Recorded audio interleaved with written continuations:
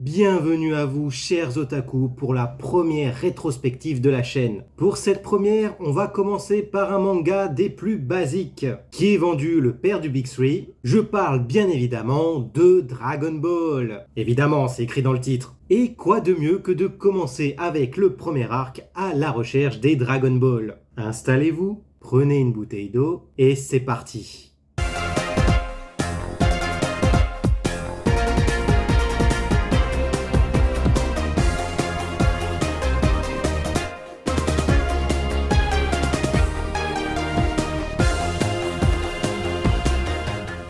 Partie 1, la rencontre de Goku et Bulma. Notre histoire commence à des milliers de kilomètres de la ville avec un garçon à queue de singe. Nous voyons dès les premières pages que ce garçon est plutôt costaud et vit seul dans une petite maison. À l'intérieur de celle-ci se trouve une sorte de boule que le garçon appelle grand-père. Nous voyons par la suite une jeune fille avec un appareil étrange à la recherche de quelque chose. À la suite d'être allé pêcher un poisson d'une manière assez originale, le garçon rentre chez lui, mais la jeune fille lui rentre dedans avec sa voiture. Le garçon n'a pas l'air blessé et arrive à jeter le véhicule. La jeune fille lui tire dessus, mais il y résiste.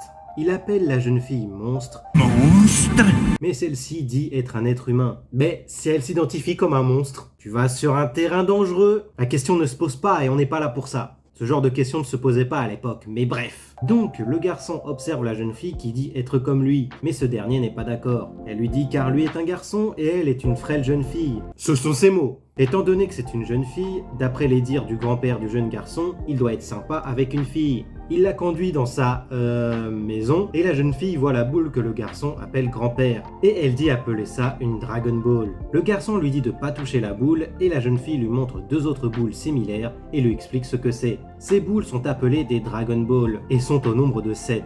Si on rassemble celles-ci, le dragon Shenron apparaît et exauce n'importe quel vœu. C'est ce qui est dit dans des vieux ouvrages que la jeune fille a découvert pendant ses recherches. Une personne les ayant rassemblés serait devenue roi. Et la jeune fille voulait au départ des tonnes de fraises, mais elle veut finalement un beau petit ami. Ok. Elle propose au garçon de l'accompagner dans sa quête et celui-ci accepte, à condition de garder sa boule. Mais elle dit dans ses pensées que les boules seront éparpillées aux 4 coins du monde après le vœu exaucé. Le garçon demanda comment trouver les Dragon Ball et la jeune fille lui montre un appareil qu'elle nomme Dragon Radar. Et la jeune fille demande enfin le nom du garçon et celui-ci répond « Moi, Goku, Son Goku ». Et ce dernier demande le nom de la jeune fille et elle se prénomme Bulma. Goku ne perd pas de temps pour se moquer de son nom et celle-ci ne l'aime pas non plus. C'est à partir de la 25e page que l'on connaît les noms des protagonistes. Elle lance un objet qui fait apparaître une moto et elle dit que ça s'appelle une capsule Hop Pop. Alors pour ça, il y a différentes appellations comme Oi Poi ou autre. Mais comme je me base sur la Perfect Edition, je vais appeler ça Hop Hop. Après être monté sur la moto, les deux protagonistes filent comme le vent. Bulma est allée faire ses besoins, mais l'entendant crier, Goku accourt et voit un dinosaure qui tient la jeune fille dans ses mains. Le dinosaure attache Goku à un arbre et s'enfuit avec Bulma. Cette dernière somme Goku de l'aider, et ce dernier le fait en se détachant, en s'envolant avec la moto et en frappant le dinosaure avec son bâton qui se nomme le Nyoibo, ce qui libère la jeune fille qui fait pipi dans sa culotte. C'est donc comme ça que se déroule le premier chapitre de Dragon Ball et que l'histoire commence. Partie 2, la culotte et Kame Sennin.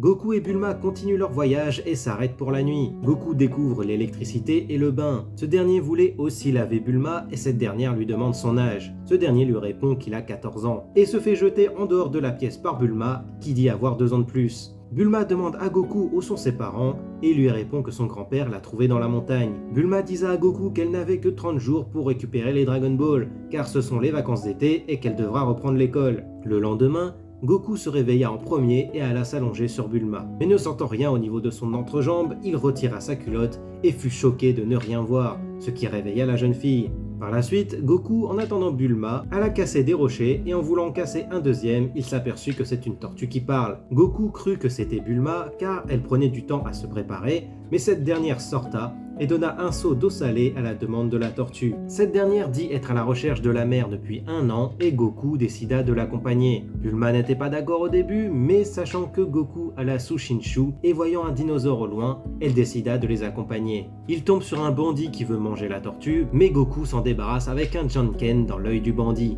Arrivée à la mer, la tortue les remercie et leur dit de patienter. Elle revint quelque temps plus tard avec un vieil homme sur son dos. Ce dernier dit s'appeler Kame Sennin. Il voulut appeler le phénix pour donner la jeunesse et vie éternelle à Goku, mais il n'apparaît pas car mort d'une intoxication alimentaire. Il appela par la suite le Kintoun et un nuage apparaît. Seuls ceux ayant le cœur pur peuvent monter sur ce nuage. Kame Sennin essaie mais passe à travers. Goku réussit et s'envola avec le nuage. Bulma quant à elle demanda au vieil homme s'il pouvait lui en donner un aussi, mais il n'en avait qu'un seul, et Bulma remarqua qu'il porta une Dragon Ball autour du cou. Ce dernier accepta de lui donner si seulement elle lui montrait sa culotte. Elle s'exécuta, mais elle ne savait pas qu'elle n'avait plus sa culotte. Kame Sennin donna alors la boule et repartit sur le dos de la tortue. De retour à la capsule, Bulma remarqua que sa culotte était sur la table, et donc qu'elle a montré son attribut féminin à Kame Sennin. Goku lui disa que c'est pas grave de ne pas avoir de boule et d'attribut masculin, et Bulma lui demanda si c'est lui qui a retiré sa culotte, et il disa que oui. Il se prend donc des balles de mitraillette. Par la suite, Bulma voulut monter sur Kintoun, mais elle n'est pas assez pure pour le faire. Nos deux amis continuent donc leur quête des Dragon Ball. Partie 3, Oolong. Nos deux amis ont pris plusieurs jours pour arriver dans un petit village où se trouve la Dragon Ball suivante. Celui-ci semble vide et Goku détruisit une porte et se fit attaquer par un villageois. Ce dernier l'appela Oolong et s'excusa par la suite pour avoir frappé le jeune garçon. Et c'est avec une hache qu'il l'a attaqué. Heureusement que Goku est résistant. Les villageois qui s'étaient cachés sortent par la suite et expliquent la situation. Ce mystérieux Oolong est un être qui peut prendre l'apparence de ce qu'il veut, et c'est en sorte de diable géant qu'il est venu la veille pour prendre une jeune fille du village en mariage, une gamine. Par la suite, Bulma demanda s'ils ont une boule comme les leurs, et une vieille femme leur disa que oui. Bulma passa un accord pour qu'ils se débarrassent de Oolong en échange de la Dragon Ball. Goku dut s'habiller en fille et c'est là que Oolong arriva. Voyant que Goku, déguisé en fille, tremblait, Oolong se transforma en homme assez classieux, ce qui plut à Bulma. Oolong demanda l'âge de la jeune fille et on apprend qu'il est plus jeune qu'elle, mais on ne sait pas son âge réel. Est-il plus âgé que Goku ou plus jeune?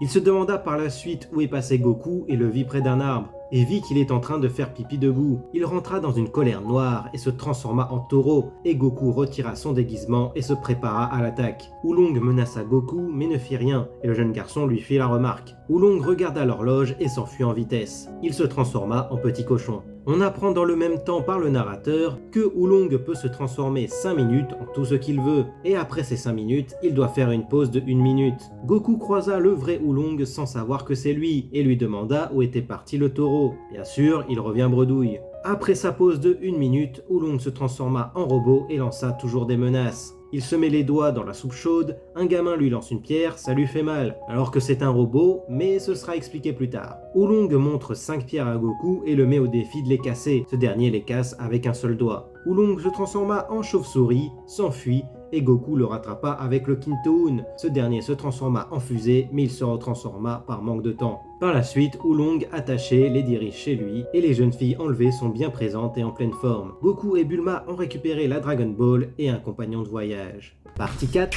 Yamcha et Puer. Nos trois amis sont dans un bateau capsule vers le mont Fraipan. En entendant ce nom, Oolong prit peur et se transforma en poisson. Mais Bulma se servit de sa culotte en guise d'hameçon et ça a fonctionné. Elle lui donne par la suite un bonbon et le bateau commence à manquer d'essence. Arrivé sur la terre ferme, Bulma se rend compte qu'elle a dû faire tomber sa boîte à capsules dans l'eau. Oh merde! Oh, c'est con ça! Elle voulut demander à Oolong de se transformer en véhicule sur les conseils de Goku, mais ce dernier s'enfuit encore une fois. Mais Bulma siffla et Oolong a des maux de ventre et doit évacuer tout ça. Et c'est grâce au bonbon que lui a donné Bulma. Cette dernière lui demanda de se transformer en moto, mais il ne peut pas supporter son poids. Il explique donc son pouvoir, et qu'il ne change pas sa force, mais juste son apparence. C'est pour ça qu'il a eu mal quand le gamin lui a jeté la pierre alors qu'il est en robot. Donc, ils doivent continuer à pied, dans le désert, et ils sont observés par 2 bandits du nom de Yamcha et Puer. Ces 2 derniers viennent à leur rencontre et leur ordonnent de leur donner leurs capsules et argent. Pendant ce temps-là, Bulma s'est endormie. Oolong reconnaît Puer et inversement, car ils ont été à l'école de métamorphose ensemble. C'est pas très important dans l'histoire, mais ça reste sympa. Par la suite, un combat s'engagea entre Goku et Yamcha. Ce dernier a l'air de connaître le Noibo et Goku disa qu'il appartenait à son grand-père du nom de Son Gohan.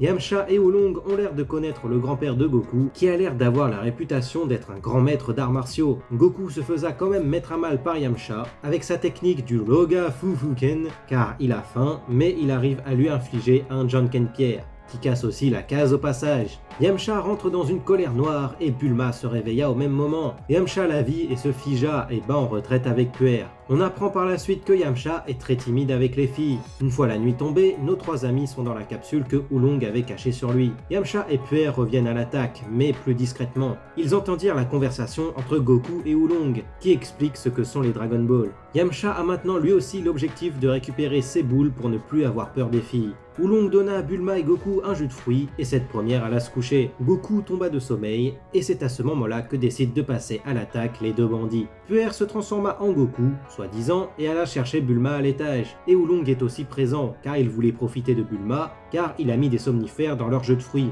Voyant que Goku montait, il se transforma en Bulma, soi-disant, et sortit avec Goku. Yamcha monta à l'étage et retira la couette où était Bulma. Puer et Oolong se démasquèrent l'un l'autre, et Puer alla chercher Yamcha car il est en danger d'après lui, et il le récupéra assez déstabilisé. Le lendemain, Bulma s'habilla en bunny girl, car il n'y a que ça à sa taille, car Oolong n'a pas eu le temps de laver ses vêtements. Et qu'est-ce qu'il faut avec ça? Aucune idée. Par la suite, Yamcha et Puer attaquent le véhicule avec un bazooka, et un second combat s'engagea entre Goku et le bandit, et le résultat fut plus encourageant pour le jeune garçon, qui arracha une dent à Yamcha. Ce dernier et Puer s'enfuient, mais reviennent par la suite pour leur donner un véhicule pour qu'ils les suivent à la trace, pour qu'ils puissent voler leur Dragon Ball le moment venu. Partie 5, le Mont Fraipan. Nos trois amis arrivent enfin au Mont Fraipan, le repère de Gyumao d'après les dires de Oolong. Goku essaya d'atteindre le château malgré le feu, mais il n'y arrive pas. Gyumao est arrivé entre-temps et commença à attaquer Bulma et Oolong. Goku arriva juste à temps et Gyumao remarqua que Goku a le Kinto-un. Et ce dernier lui disa que c'est Kame Sennin qui lui a donné. Et Gyumao connaît ce dernier, car c'est son maître. Quelques minutes avant, Yamcha et Puer ont croisé une jeune fille qui se faisait poursuivre par un dinosaure, qu'elle tua avec la sorte de lame qu'elle lança. Elle voulut attaquer Yamcha et ce dernier l'assomma d'un coup et repartit. Dans le présent, Gyumao demanda s'il savait où se trouve Kame Sennin. Les jeunes gens lui répondent que oui, à peu près. Gyumao sauta de joie et remarqua le Nyoibo de Goku. Ce dernier lui disa que ça appartenait à son grand-père Gohan. Et il sauta à nouveau de joie car ils étaient tous les deux disciples de Kame Sennin, appelés aussi Muten Roshi. Gyumao demanda par la suite à Goku d'aller chercher Kame Sennin car il possède un éventail en feuilles de bananier. Il disa aussi qu'il avait envoyé sa fille unique, Chi-Chi, récupérer cet éventail. Et cette jeune fille, c'est celle que Yamcha a assommée. Ce dernier s'empressa d'aller la réveiller et lui sortit qu'il l'aimait bien. La jeune fille ne savait pas trop quoi dire et Goku arriva entre-temps. Ils firent connaissance, Goku expliqua la situation et il l'invite à monter sur son nuage. Chi-Chi attrapa la queue de Goku. Pas d'allusion s'il vous plaît. Et ce dernier perdit ses forces. Yamcha et Puer ont assisté à la scène. Les deux jeunes gens vont en direction de la mer et Goku fait pampan à Chi-Chi. Elle le jette du Kinto-un et les deux s'écrasent. Par la suite, la jeune fille décida que Goku deviendrait son mari. Ils arrivèrent à la mer et un dauphin leur indiqua la voie à suivre pour arriver chez Kame Sennin. Ils trouvèrent ensuite son île et sa maison. Ils trouvèrent le vieux maître et Goku disa que Chi-Chi est la fille de Gyumao. Cette dernière ne croit pas que c'est bien Muten Roshi et elle l'attaque avec sa lame. Il n'arrive pas à esquiver et se prend la lame en pleine tête. Et pour prouver que c'est bien lui, il lui montre son permis de conduire. Ils expliquèrent la situation à Kame Sennin et ce dernier accepta à une seule condition. Toucher la poitrine de Bulma. Goku accepta de lui demander et le vieux maître alla chercher l'éventail. Il se rendit compte qu'il l'a utilisé comme dessous de plat et l'a jeté car sali. Il disa se rendre de lui-même au Mont Fraipan pour éteindre le feu. Il appela une tortue et ils partirent tous en direction du Mont Fraipan. Arrivés là-bas, Goku et Chi-Chi expliquent la situation. Kame Sennin arriva par la suite. Ce dernier disa à Goku de parler de sa promesse à Bulma. Goku emmena cette dernière avec Kame Sennin plus loin pour parler de l'accord, ce qu'elle accepta à contre-cœur. Kame Sennin enleva sa carapace et sa chemise, monta sur un mur et se transforma en bodybuilder. Et il prononça ces mots.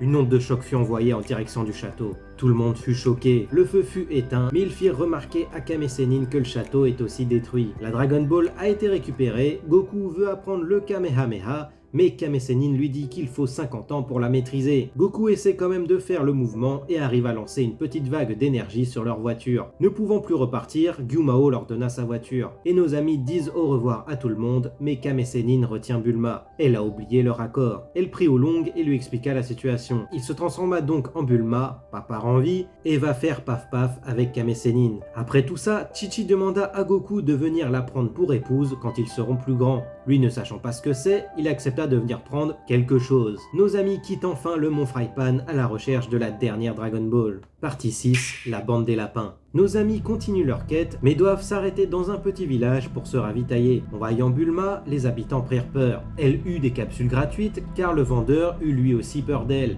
Elle alla chercher de nouveaux vêtements, et le vendeur lui demanda si elle ne faisait pas partie de la bande des lapins. La jeune fille ne connaît pas ce nom, et se fit réprimander par le vendeur. Maintenant, plus personne n'a peur d'elle. 2 personnes avec des oreilles de lapin firent du tapage dans le village. Voyant Bulma, ils voulurent l'accoster. Cette dernière refusa leurs avances, et les 2 bandits sortirent leurs armes. Goku se débarrassa d'eux sans problème et les 2 gangsters appellent leur chef. Les habitants prirent peur et vont se cacher. Une voiture en forme de lapin arriva et un gros lapin sortit de celle-ci. Il se fait appeler To le lapin. Dans certaines traductions, c'est Toto. Ce dernier voulut serrer la main à Bulma, mais cette dernière tapa celle-ci et se transforma en carotte. To le lapin menaça de la manger si Goku se laissa pas faire. Yamcha et Puer, toujours à la poursuite de nos amis, voyant Goku en difficulté, décidèrent de l'aider. Puer prit la carotte des mains de To et Yamcha assomma les 2 hommes de main. Goku menaça To et ce dernier redonna l'apparence normale de Bulma. Les 3 bandits sont attachés et Goku les emmena sur la lune. Partie 7, Pilaf et le premier vœu. Il ne reste qu'une Dragon Ball à trouver, la Yishinshu, la boule à une étoile. Oolong demanda quel vœu Bulma compte faire et cette dernière disa qu'elle voulait un petit ami. Nos 3 amis sont observés par une mystérieuse jeune fille qui parle à un certain Pilaf. Elle contacta aussi une autre personne du nom de Soba et cette dernière lança une roquette sur la voiture des 3 jeunes gens. Un mystérieux robot apparut devant eux et vola les Dragon Ball. Goku le poursuivit, arriva devant le robot inerte, le toucha avec le Nyoibo et en conclut qu'il est mort.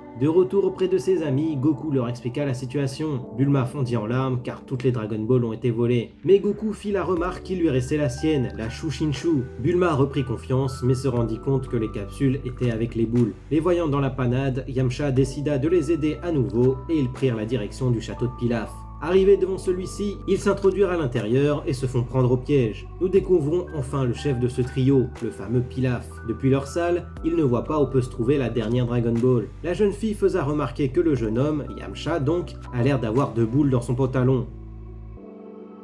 Pilaf lui fit remarquer qu'il n'aimait pas ce genre de blague et la jeune fille tient un bâton avec une crotte au bout. Il lui faisa la remarque que cette blague non plus ne l'intéressa pas et fit remarquer que l'auteur fait des efforts pour pas faire de blagues obscènes. Il fit aussi remarquer qu'ils sont publiés dans le Weekly Shonen Jump et que beaucoup de gens les lisent et Soba fait une référence à Harale de Dr. Slump. Dans le même temps, Yamcha fait un jeu de mots. Pilaf se présente enfin à la petite bande et enlève Bulma pour lui faire des choses obscènes. Une fois Bulma arrivé devant Pilaf, ce dernier lui envoya un bisou et les 3 affreux deviennent tout rouges. Ne voyant que ça ne fait rien à Bulma, il la renvoie avec les autres. Oolong semble déçu. Pilaf envoya du gaz soporifique dans la pièce, ce qui fit dormir la petite bande. En s'introduisant dans la pièce, Pilaf a oublié de mettre son masque à gaz et s'endort. Soba fit sortir son maître et la jeune fille chercha la Dragon Ball et la trouva sur Goku. Les 7 Dragon Ball sont enfin réunis. La Dragon Team est toujours enfermée et n'arrive pas à sortir. Yamcha disa à Goku d'utiliser la technique du Kamehameha pour sortir. Il s'exécuta et ne fit qu'un petit trou. Yamcha disa à Puer de se transformer en chauve-souris et de sortir par le trou.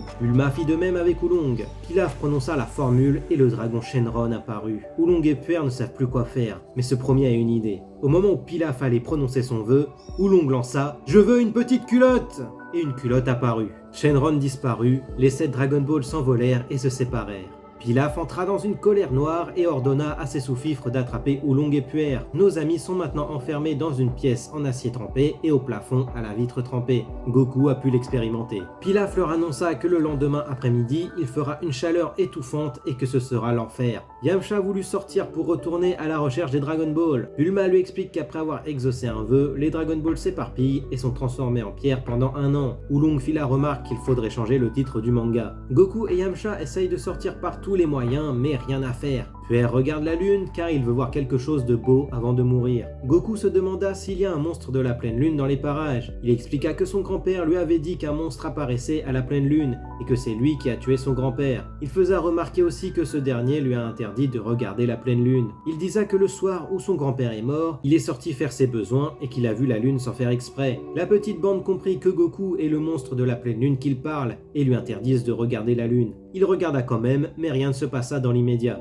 Après avoir remarqué ça, Goku eut un comportement étrange. Ses vêtements se déchirèrent, il grandit, des poils apparaissent, Sa bouche et ses yeux sont effrayants et il cassa la vitre blindée. Il s'est transformé en singe géant et même l'auteur ne l'a pas vu venir. Le boucan réveilla Pilaf et sa bande qui prennent leurs jambes à leur cou. La Dragon Team réussit à sortir de la prison, mais Goku est toujours incontrôlable. Il se dirige vers eux et tout semble perdu. Yamcha se souvenu du point faible de Goku. Il lui attrapa la queue, Puer se transforma en ciseau et la lui coupa. Goku reprit son apparence normale et dort à point fermé. Le lendemain, Oolong se demanda si Goku n'était pas un extraterrestre. Ce dernier se réveilla et les salua comme si de rien n'était. Il ne se souvient pas de ce qu'il s'est passé. Oolong lui passa sa salopette car il est tout nu. En se relevant, il tombe. Yamcha lui faisa remarquer que ça arrivait car il n'avait plus sa queue. Goku fut surpris mais disa que c'est pas grave. Le plus important, c'est son Yoibo qu'il alla chercher dans le château détruit de Pilaf. Oolong demanda s'il fallait qu'ils se séparent. Bulma ne voyait que ça. Et les Yamcha doivent attendre 1 an avant de réaliser leur souhait. Et puis, ils se regardèrent. De retour auprès de ses amis, Goku demanda à Oolong ce qui se passe. Et il leur montre Yamcha et Bulma en train de danser.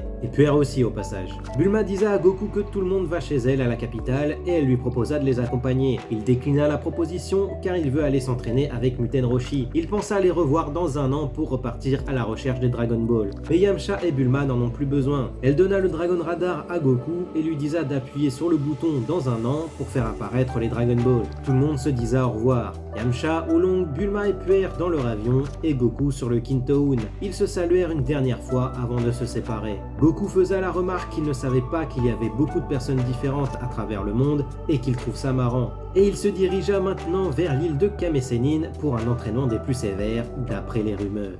Analyse et avis. Cet arc se déroule du chapitre 1 au chapitre 23, et c'est assez long pour un premier arc. C'est vrai qu'il est découpé en plusieurs parties, mais quand même. Ce n'est pas les longs arcs de One Piece, mais quand même. Et le premier arc de ce dernier n'était pas aussi long. Le seul arc long dans le Big Three que je vois, c'est Bleach, avec l'arc du Shinigami suppléant, découpé aussi en plusieurs parties. Mais on s'égare. On fait la connaissance de pas moins de 5 protagonistes, dont 3 ont débuté en tant qu'antagonistes. C'était pas long, mais quand même. Et je compte pas vraiment Kame Sennin comme un protagoniste, car il n'apparaît que 2 fois dans l'arc et pour pas longtemps. On découvre le monde par le biais des personnages, mais en particulier de Goku. Même si Bulma ne connaît pas le monde entier, elle savait à peu près à quoi s'attendre. Goku découvre littéralement tout, que ce soit les capsules Hop Pop, l'électricité, la nourriture, les gens, la mer, les villages, etc.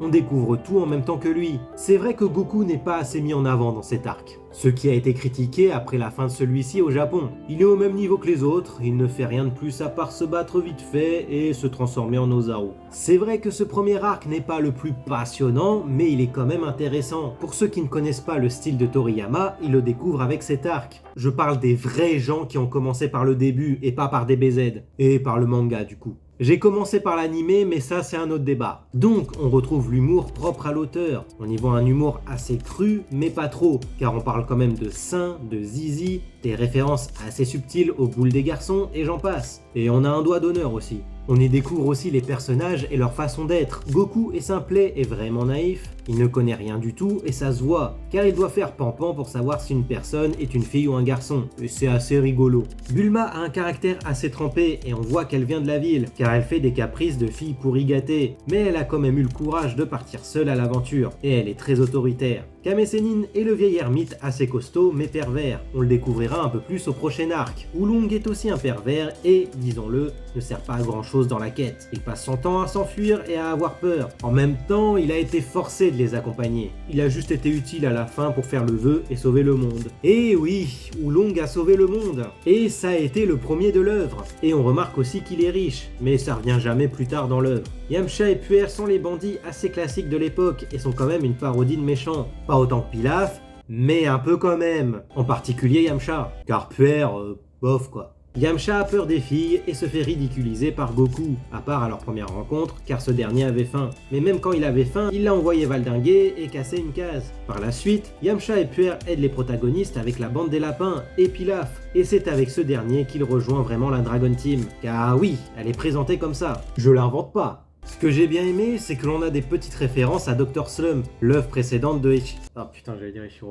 la précédente œuvre de Toriyama, que ce soit leur arrivée à la mer, que ce soit Mai qui tient un bâton avec une crotte, ou Soba qui fait vroom comme un râler. On a aussi une référence au jump dans une bibliothèque de Pilaf. Il y a même du brisage de quatrième mur. Que ce soit quand Pilaf dit à Mai qu'ils sont prépubliés dans le Weekly Shonen Jump ou quand Oolong dit qu'il faut renommer le manga. Et je trouve ça sympa. On a un petit attachement aux personnages car on les suit pendant 23 chapitres. En écrivant le résumé, assez long quand même, de la dernière partie, j'ai eu une petite émotion. Alors que je connais l'histoire par cœur. Et même quand j'ai relu, un petit peu aussi. Et c'est ça que je kiffe dans le début de Dragon Ball. C'est léger et assez humoristique. On a de l'aventure et de la découverte. J'ai bien aimé aussi la fin quand le narrateur dit que l'histoire est finie et en fait non. Et les petits moments narrateurs sont quand même sympas aussi. Et en tant que premier arc, c'est pas mal. Surtout avec tout ce qui va suivre après. On va voir le manga évoluer. Et le prochain arc va être complètement différent du premier. Et heureusement d'ailleurs. On va assister à l'entraînement de Goku par Kame Sennin qui est assez chaud. On va avoir de nouveaux personnages, de nouveaux lieux et nouvelles situations. Même en ayant déjà lu, j'ai hâte de le redécouvrir et de vous le faire découvrir ou redécouvrir. Je pense que j'ai fait le tour de ce premier arc. C'était long, je l'avoue, mais je voulais le faire comme ça. Ça permet de faire ou de refaire découvrir l'œuvre et de donner mon avis par la même occasion. Si vous avez des commentaires ou des remarques à faire, vous pouvez vous lâcher. C'est bon pour le référencement. Partagez à vos amis fans de Dragon Ball et à ceux qui ne connaissent pas l'univers. Car oui, ça existe. Je vous conseille aussi d'aller voir la chaîne DB Times qui font de super analyses sur Dragon Ball. Ils reviennent même sur le parcours de Dragon Ball en commençant par l'avant et par arc. Ils ne font pas comme moi, mais donnent des informations autour de ces arcs. Que ce soit l'origine des noms, des lieux, etc.